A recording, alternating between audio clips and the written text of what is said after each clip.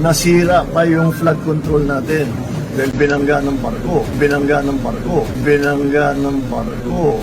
Kaya halos lahat ng bayan ay nakalubog sa tubig. Ayun naman pala. Nagpaliwanag na po ang ating Pangulo doon po sa flood control kasi maraming naghahanap na sana yung 5,500 mahigit na flood control. Nabangga naman pala ng barko. Kayo naman, hinahanap nyo naman kung saan na yung flood control. Bakit ganun kalaki yung baha? Binangga man pala. Talaga naman. Kaninong barko yun? Barko yata ng China yun ah. Ito naman kasing barko kung saan-saan pupunta. Nabangga tuloy yung flood control. Ako, paliwanag pa more. Kayo, ano masasabi nyo po dito? Yung flood control na sinasabi na proyekto nila ay nabangga ng barko. Comment po tayo dyan.